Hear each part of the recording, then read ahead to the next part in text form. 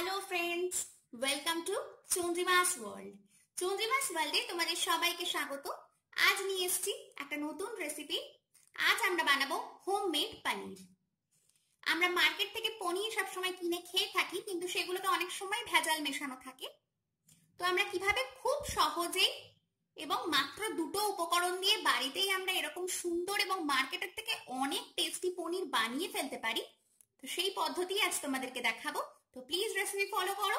Recipe follow করতে গেলে অবশ্যই তো আমার ভিডিও দেখতে হবে, আর রেসিপি ভালো লাগলে লাইক করো, কমেন্ট করো, শেয়ার করো, আর অবশ্যই কিন্তু চ্যানেলটাকে সাবস্ক্রাইব করে নিতে ভুলো না। চলো এবার ঝটপট রেসিপি শুরু করে দিই।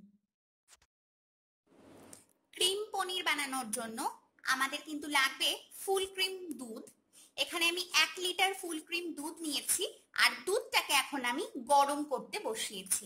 তো প্রথমে দুধটা একটু গরম হয়ে ওঠা পর্যন্ত কিন্তু আমরা অপেক্ষা করব।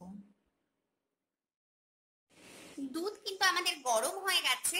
এবার দুধটাকে আমরা মিডিয়াম উষ্ণতায় রেখে 5 মিনিট পর্যন্ত একটু জাল করে নেব, যাতে দুধের যে টেক্সচারটা সেটা এমনিতেই ফুল ক্রিম বলে ঘন এবং আরো কিছুটা ঘন হয়ে যায়।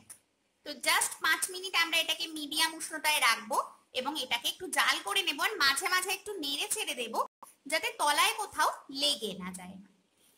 তো চলো এখন আমরা কিন্তু 5 মিনিট অপেক্ষা করি। 5 মিনিট আমাদের হয়ে গেছে। দুধটা কিন্তু অনেকটাই ঘন দেখতে লাগছে। এবার আমরা এখানেই কিন্তু অফ করে দেব আমাদের গ্যাস। তো এবার আমরা 5 মিনিট অপেক্ষা করব ঠিক এইভাবেই, যাতে দুধটা যে প্রচন্ড গরম আছে সেটা যাতে কিছুটা ঠান্ডা হয়ে যায়। দুধটাকে 5 মিনিট রেখে দেওয়ার পর সামান্য একটু ঠান্ডা হয়ে গেছে। আমরা যদি গরম দুধের মধ্যেই ছানা কাটাই তাহলে কিন্তু পনিরটা শক্ত হয়ে যেতে পারে।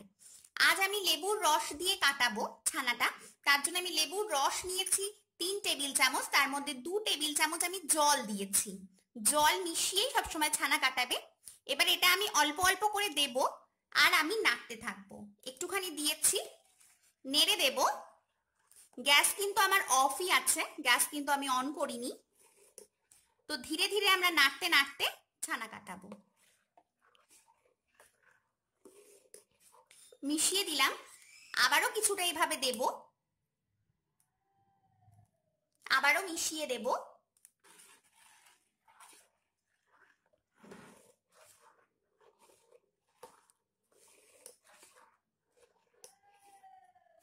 দেখতেই পাচ্ছ, আবার বাকিটা দিয়ে দেব।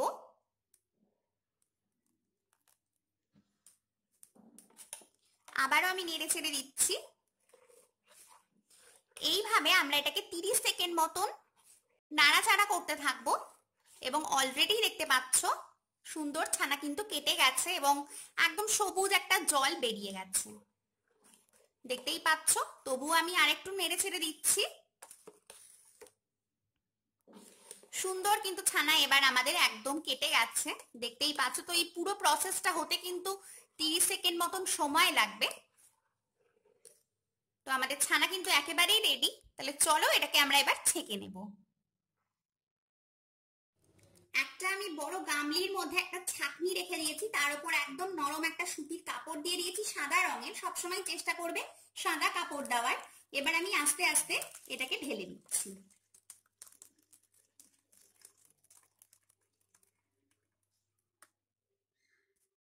পুরোটা ঢালা হয়ে যাওয়ার পর এর মধ্যে আমি নর্মাল জল দিয়ে দেব, তার কারণ যাতে লেবুর কোনো যদি টক ভাব থাকে সেটা যাতে চলে যায়। তো আমরা এটাকে ধুয়ে নিচ্ছি, প্লেন জল নিয়েছি এতে আমি, এবং সেটা দিয়ে কিন্তু নেড়ে চেড়ে এটা একটু ধুয়ে নিতে হবে। খুব ভালোভাবে ধুয়ে নিতে হবে যাতে কোনো টক ভাব না থাকে। এবার আমি একটু জলটাকে একটু ঝরিয়ে নেব, যে এক্সট্রা জলটা আছে। তবে খুব বেশি চাপ দেব না, তার কারণ খুব বেশি চাপ দিলে এই ক্রিম পনিরের টেস্টটা কিন্তু ভালো হবে না। তার কারণ এই জলটা বেরিয়ে গেলে পনিরের কিন্তু টেস্ট ভালো হয় না। তো যতটা বেরিয়ে যাচ্ছে দেখতেই পাচ্ছ ততটাকেই বের করব, খুব বেশি চাপ দিয়ে বের করব না। সামান্য একটু চাপ দিয়ে যতটা বেরোচ্ছে সেটাকেই কিন্তু বের করে নেব। দেখতেই পাচ্ছ আমার কিন্তু এটা হয়ে গেছে। এর থেকে বেশি কিন্তু আমার আর বেরোবে না। দেখতেই পাচ্ছ। তো চলো এবার আমরা পনিরটাকে সেট করব। দেখো এখানে আমি একটা নর্মাল থালা উল্টো করে রেখেছি, তার উপর আমি পনিরটা বসিয়ে দিচ্ছি, দিয়ে এটাকে আমি একটু ফ্ল্যাট করে দেব। হাত দিয়ে চেপে যতটা ফ্ল্যাট করা সম্ভব ততটাই করে দেব, বাকিটা ভারী জিনিস চাপা দিলেই ফ্ল্যাট হয়ে যাবে। তো এবার আমরা এটাকে একটু মুড়িয়ে নিচ্ছি, আর এই কাপড়টা দিয়েই এটাকে আমি যতটা সম্ভব মোড়ানো সম্ভব সেভাবে মুড়িয়ে দেব। দেখো ঠিক এইভাবে ভালোভাবে মুড়িয়ে দিয়েছি চারদিক থেকে। এর ওপর আমি আরেকটা প্লেট চাপা দিচ্ছি ঠিক এইভাবে। এবার তোমরা যে কোনো ভারী জিনিস চাপা দিতে পারো, আমি আজকে এক হাঁড়ি জল এর উপর বসিয়ে দেব।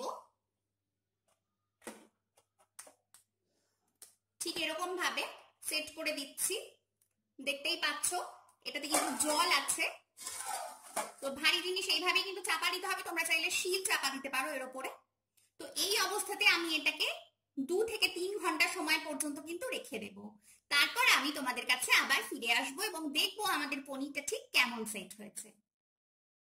ঠিক 2 ঘন্টা পর আমি ফিরে এসেছি, আর ভারী জিনিসটা আমি সরিয়ে দিয়েছি। এবার আমরা দেখবো যেটা ঠিক কেমন জমেছে। তো আস্তে আস্তে আমি এখন এটাকে খুলে নেব।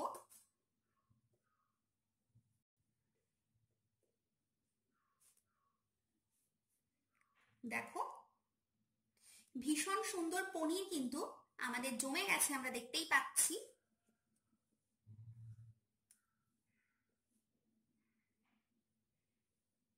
আমি কাপড়টা সরিয়ে দিচ্ছি আর তোমাদেরকে এটা দেখাচ্ছি। আমি তোমাদেরকে কেটেও দেখাবো। আমি এই থালাটার উপরেই কাটছি, প্রথমে একটু মাঝখান থেকে কেটে তোমাদেরকে দেখাবো যেটা ঠিক কেমন হলো। দেখো কত সুন্দর কিন্তু আমাদের একদম দোকানের মতো পনির রেডি হয়েছে। দোকানের মতো কেন বলবো, দোকানের থেকে অনেক ভালো, তার কারণ এটা একদম নির্ভেজাল পনির, বাড়িতে বানানো। তো দেখতেই পাচ্ছ আমাদের হোমমেড পনির কিন্তু রেডি। এবার আমি তোমাদেরকে একদম টুকরো টুকরো করে কেটেও দেখাচ্ছি।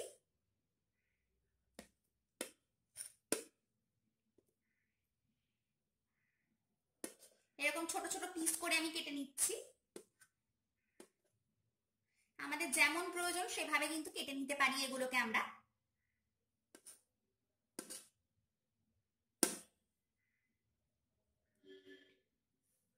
তো দেখতেই পাচ্ছ কত সহজে কিন্তু আমাদের এই পনিরগুলো রেডি হয়ে গেছে। প্রত্যেকটা পনিরের পিসকে আমি কেটে নিয়েছি, তোমাদেরকে আমি একটা ক্লোজেও দেখাচ্ছি। একদম সফট পনির কিন্তু আমাদের রেডি হয়েছে। তো আমরা যদি এগুলোকে ফ্রিজে স্টোর করতে চাই তাহলে একটা এয়ার টাইট কন্টেনার আমি এখানে নিয়েছি, তার মধ্যে প্লেন জল দিয়েছি, আর এর মধ্যে আমি পনিরের পিসগুলোকে ডুবিয়ে দেব। দেখতেই পাচ্ছ, আর ঢাকা বন্ধ করে দিয়ে এইভাবে ফ্রিজে রেখে আমরা কিন্তু এটাকে স্টোর করতে পারি 4 থেকে 5 দিন সময় পর্যন্ত। তো দেখতেই পাচ্ছ কিভাবে খুব সহজে বাড়িতেই কিন্তু তোমরা বানিয়ে নিতে পারো একেবারেই নির্ভেজাল পনির। তো মার্কেট থেকে কেনই বা কিনবে, এবার এই রেসিপি ফলো করে অবশ্যই কিন্তু বানিয়ে ফেলো। এবং এই পনিরের টেস্ট মার্কেটের পনিরের চেয়ে অনেক গুণ ভালো, এটা আমি বলতে পারি। তো আমি নেক্সট রেসিপিতেই তোমাদের সাথে শেয়ার করব এই পনিরটা দিয়েই আমরা কিভাবে গ্রেভি বানাতে পারি। তো প্লিজ তোমরা আমার রেসিপি ফলো করে বাড়িতে বানিয়ে আমাকে জানিও যে আমার রেসিপি তোমাদের কেমন লাগলো। ভালো লাগলে লাইক করো, অবশ্যই কমেন্ট বক্সে লিখো রেসিপি কেমন লাগলো, আর অবশ্যই কিন্তু আমার চ্যানেলটা মনে করে সাবস্ক্রাইব করে নিতে একেবারেই ভুলো না। তাহলে চলো আজকের জন্য আসি, আবার দেখা হবে অন্য কোনো রেসিপি সঙ্গে নিয়ে। ততক্ষণের জন্য সবাই ভালো থেকো, সুস্থ থেকো।